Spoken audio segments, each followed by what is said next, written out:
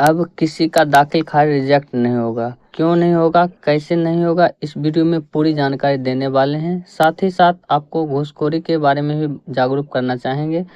तो इस वीडियो को लाइक करें और इसे अन्य लोगों के साथ शेयर करें ताकि वो भी इस वीडियो से जागरूक हो सके कि किस प्रकार से हमें अपनी ज़मीन का दाखिल खारिज फ्री में कराना है और किस प्रकार से जब कराएंगे तो हमारा दाखिल खारिज रिजेक्ट नहीं होगा। तो बताते चलें कि बिहार में ज़मीन से संबंधित किसी भी कार्य को जब आप अंचल कार्यालय जाते हैं, वहाँ बिना घूसखोरी का आपका कार्य नहीं हो पाता है।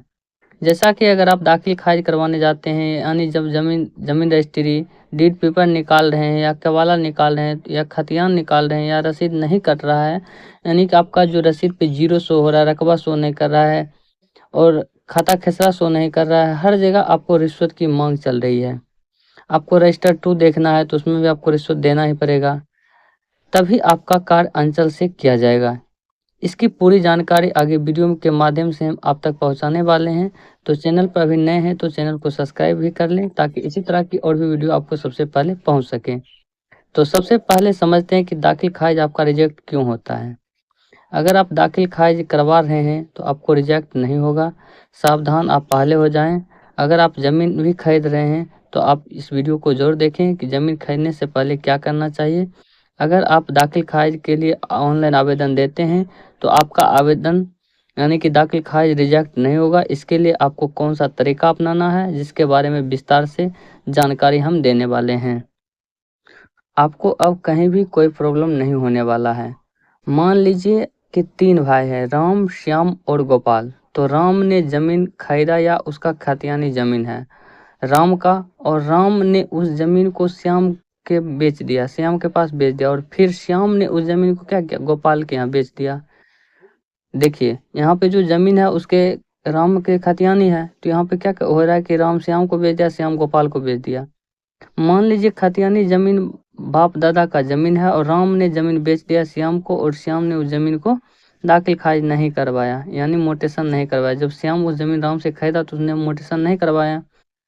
अब गोपाल के पास उस ज़मीन को, जब श्याम उस ज़मीन को गोपाल के यहाँ बेच दिया, अब गोपाल के पास तो ज़मीन चला गया, उसके रजिस्ट्री भी हो गया, कबाला हो गया, लेकिन वह दाखिल खारिज श्याम कराया ही नहीं। अब राम से ज़मीन खरीदा था तो वह खरीदा था, अब ज़मीन राम से लिया तो उसके बाद दाखिल खारिज नहीं करवाया, और उसके बाद श्याम गोपाल के पास ज़मीन बेच दिया।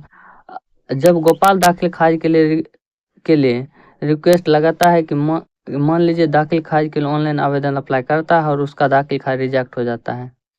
तो सबसे प्रमुख समस्या अधिकतर लोगों के साथ ऐसा देखने को मिलता रहता है। जब वह ज़मीन खरीदता है तो उस ज़मीन पर वह ध्यान नहीं देता है कि ज़मीन जो बेच रहा है उसके नाम से मोटेशन है कि नहीं। तो ज़मीन जब भी खरीदें तो उसकी पूरी जानकारी कैसे प्राप्त करना है, कैसे करना है, और हम आगे वीडियो में बताने वाले हैं। खरीदने से पहले क्या करना है, क्या नहीं करना है, इसकी भी जानकारी हम इस वीडियो में आपको बताने वाले हैं। साथ ही आपको बता दें, दूसरा कारण यह होता है कि कोई ज़मीन कोई खरीदा या लिया है, वह ज़मीन को चेक नहीं किया है, कि उसने सिर्फ यह देखा कि ज़मीन कबाला का है, उसने ऑनलाइन उस ज़मीन को चेक नहीं किया है, ज़मीन का रसीद कट रहा है कि नहीं। इसके लिए पहले आप इसे ऑनलाइन चेक करें कि ज़मीन किसके नाम पर अभी वर्तमान में है और रसीद कट रहा है कि नहीं। साथ ही आपको हमने पहले बताए हैं कि ज़मीन बेचने वाला है उसके नाम से उस ज़मीन का दाखिल खारिज होना चाहिए, लेकिन आप कबाला देखकर ज़मीन खरीद लेते हैं। कबाला तो उसके साथ सही है, लेकिन उस ज़मीन का उसने दाखिल खारिज नहीं करवाया था, तो उस ज़मीन तो वह तो यह ज़मीन आगे किसी के नाम पर कैसे ट्रांसफ़र आप कर सकते हैं। तो इसकी जानकारी स्पष्ट रूप से आप पहले ही चेक कर लें ताकि इस प्रकार की समस्या का सामना ना करना पड़ सके। इसके लिए हम अलग से वीडियो में बता देंगे कि आप जो ज़मीन खरीद रहे हैं उसे किस प्रकार से चेक करना है कि ज़मीन सही है और किसके नाम से जमाबंदी अभी चल रहा है, जिससे कि आप आसानी से उस ज़मीन को परचेज कर सकते हैं, यानी कि खरीद सकते हैं, जिससे कि आपको कोई किसी भी प्रकार की समस्या नहीं होने वाला है। अगर आप सारी जानकारी अच्छे से चेक कर लेते हैं तो सारी जानकारी सही पाए जाने पर आप उस ज़मीन को खरीद सकते हैं। अगर रसीद कट रहा है तो आप उस ज़मीन को खरीद सकते हैं। अगर रसीद उसके नाम से नहीं कट रहा है तो पहले उसे अपने नाम से दाखिल खारिज करवाने को कहें। यानी कि अगर उसमें प्रॉब्लम है कि उसके नाम से ज़मीन नहीं है, तो उसे दाखिल खारिज करवाने के लिए कहें कि आप इसे पहले अपने नाम पे करवाएँ, उसके बाद हम इस ज़मीन को खरीदेंगे, अन्यथा हम आपकी ज़मीन नहीं लेंगे, क्योंकि आपके नाम से म्यूटेशन नहीं हुआ है। उसके बाद उस ज़मीन को आप खरीद सकते हो। बेचने के लिए कुछ भी आपको बोल सकता है, आपको बोल देगा कि हम कुछ रुपया आपसे कम लेंगे, कुछ ऐसे कर दें, उसने उतना कम करके ले लीजिए। आप इसके लोभ में नहीं पड़ना है, तो सबसे पहले आप ज़मीन को अच्छे से चेक कर लें कि ज़मीन का लगान रसीद अपडेट है कि नहीं, उसके बाद आप उस ज़मीन को खरीदें। ये जानकारी बहुत लोगों को नहीं पता है। जब ज़मीन खरीद लेते हैं तो उसे पता सोचते हैं कि सस्ता में ज़मीन मिल रहा है, रोड पर का ज़मीन है, उपजाऊ ज़मीन है, इसके बाद वो दाखिल खारिज नहीं होता, तब तो वह परेशान होने शुरू हो जाते हैं कि हमने इस ज़मीन को पहले नहीं देखे थे कि इस ज़मीन का दाखिल खारिज किसके नाम पर है, कहाँ तक क्या है, तो वो सब नहीं देख पाए। इसमें प्रमुख 2 कारण बताए हैं कि आपका ज़मीन का दाखिल खारिज क्यों रुक जाता है और आप उस ज़मीन को अपने नाम से म्यूटेशन नहीं करा पाते हैं, जिसके वजह से आपका आवेदन रिजेक्ट हो जाता है। अब बता दें कि तीसरा कारण क्या हो सकता है। इसमें आपको बता दें कि कोई आपने ज़मीन के दाखिल खारिज के लिए आवेदन दिए हैं, लेकिन रिश्वत नहीं दिए हैं। देखिए, जब भी आप ज़मीन तो खरीद लेते हैं, ज़मीन खरीदने के बाद जब आप दाखिल खारिज के लिए आवेदन देंगे, तो आपको सबसे पहले रिश्वत को नहीं देते हैं, तो आपका आवेदन रिजेक्ट हो जाएगा, जिसमें आपका सारा कागजात सही है। अगर आपने अपने अंचल में अगर समय से रिश्वत जमा नहीं किए हैं, तो आपका दाखिल खारिज रिजेक्ट कर दिया जाएगा। तीसरा ये भी कारण होता है, वहाँ पर जब भी ज़मीन लें तो वहाँ पर जाएँ, पता करें कि मेरा दाखिल खारिज क्यों नहीं हुआ है, किस कारण से नहीं हुआ है, क्या दिक्कत है। हमारे ज़मीन में आप अंचल के कर्मचारी, सीओ या डाटा ऑपरेटर से पूछें, उनसे आप रिश्वत नहीं दें, दिक्कत क्या होता है।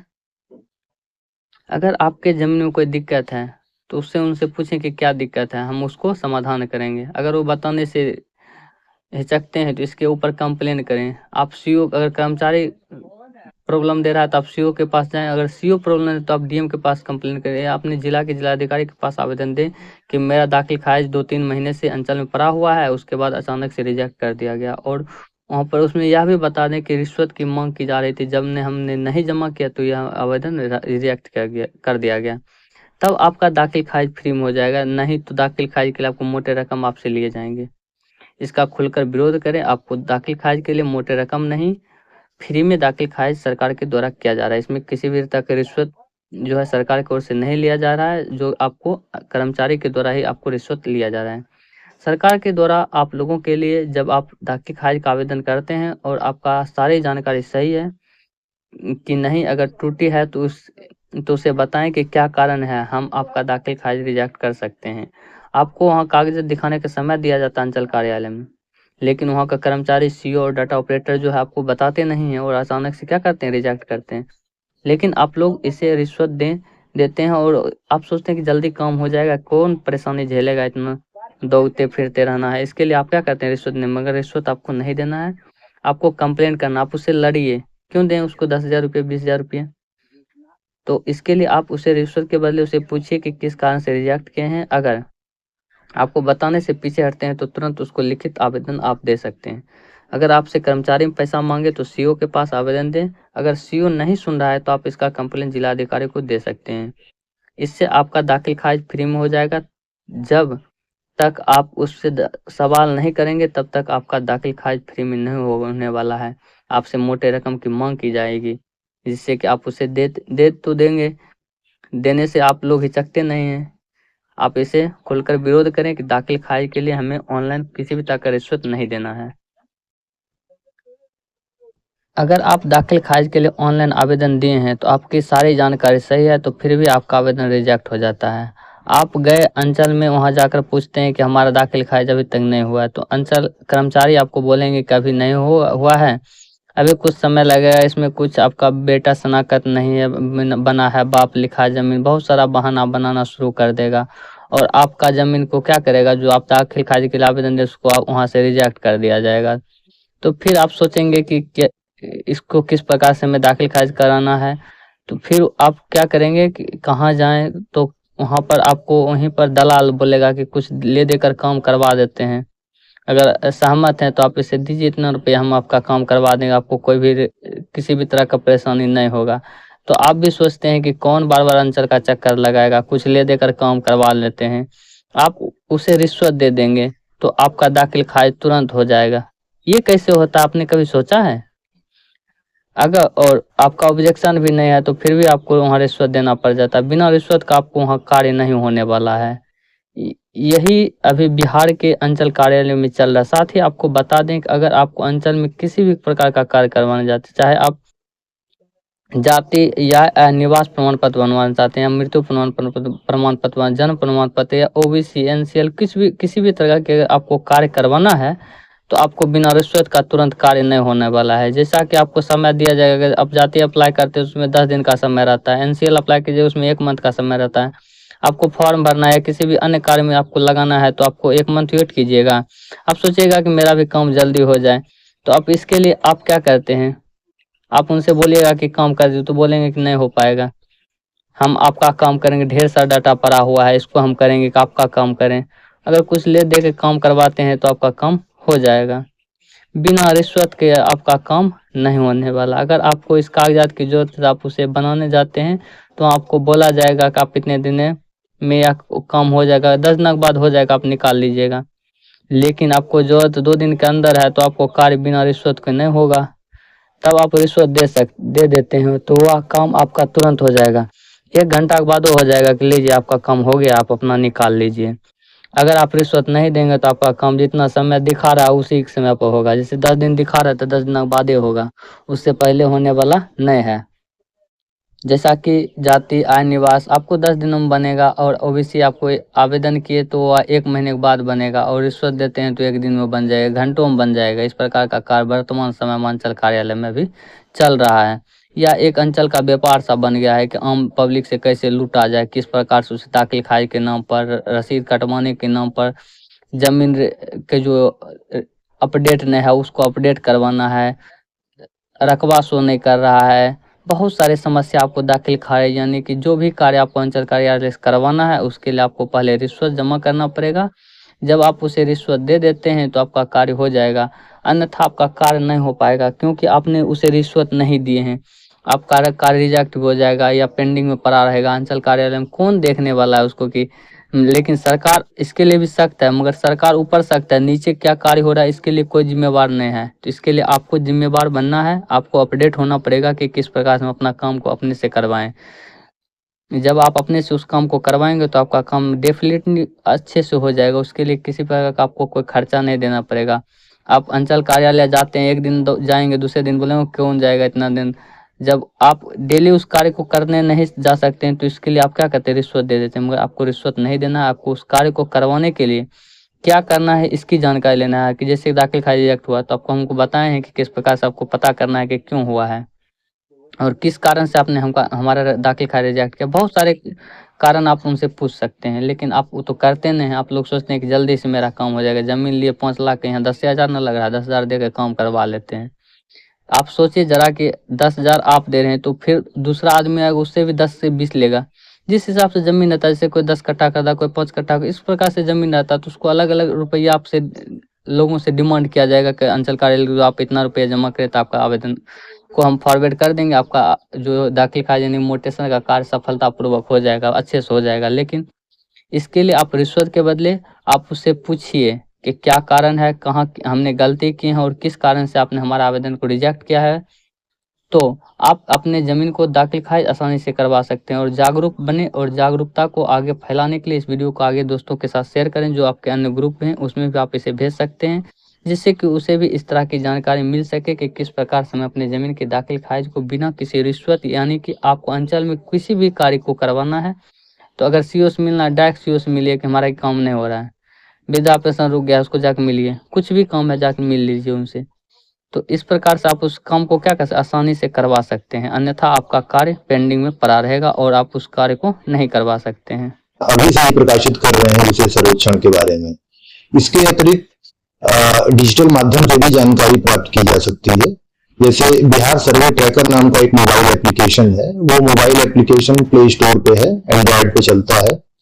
उसके माध्यम से आप अपने अंचल को, अपने मौजे को सेलेक्ट करके वहां पर सर्वेक्षण के प्रक्रम में अभी क्या कार्रवाई हो रही है, वहां पे कौन से आईन है, कौन से कानूनों हैं, उनका नाम क्या है, पता क्या है और उनका संपर्क मोबाइल क्या है, ये जानकारियां आप वहां से प्राप्त कर सकते हैं।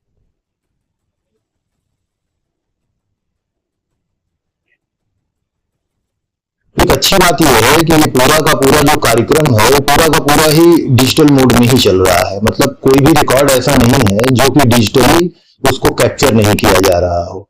अगर कोई भी रैयत अपनी जमीन पर नहीं है, जैसे मान लीजिए कि बिहार के बहुत सारे लोग जो हैं वो बिहार से बाहर रहते हैं, कुछ विदेशों में भी रहते हैं, तो ये व्यवस्था भी सरकार की ओर से दी गई है कि यदि ये चाहें तो आवश्यक कागज जो है वो ऑनलाइन माध्यम से सबमिट कर सकते हैं, और मोबाइल फोन के माध्यम से भी ये सुविधा दी गई है, लेकिन डेस्कटॉप के माध्यम से अगर वो उसको अपलोड करते हैं तो ज्यादा सुविधाजनक होता है। तो डिजिटल माध्यम में उनको अपने सारे डॉक्यूमेंट वगैरह सबमिट करने का पूरा जो तंत्र है वो ऑलरेडी चालू है, वो चल रहा है।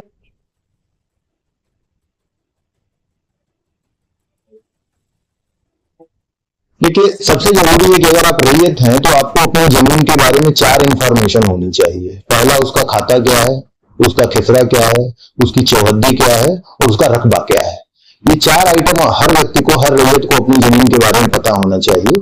और इससे संबंधित जो भी दस्तावेज हैं, जैसे जमीन आपको बंटवारे से मिली है, आपने खरीदा है तो उसका सेल डीड होगा, अगर आपके घर में बंटवारा हुआ है तो बंटवारे के कागज होंगे, इसके अतिरिक्त उत्तराधिकार से मिली है, तो जिस भी तरीके से जमीन आपको प्राप्त हुआ उसका साक्ष्य होना चाहिए। इसके अतिरिक्त अगर पहले से आपकी कोई जमाबंदी चल रही है, आपके पास राजस्व रसीद है, आप पहले से रैयत के रूप में लगान दे रहे हैं, तो ये सारे डॉक्यूमेंट उनको इकट्ठा करना है। दूसरा एक और काम करना है कि सर्वे के समय आप अपनी जमीन की मेल वगैरह को ठीक कर लें। कई बार क्या होता है कि जैसे एक प्लॉट है, उस प्लॉट में कोई किसान 3 फसल लगाता है अलग अलग तरीके से,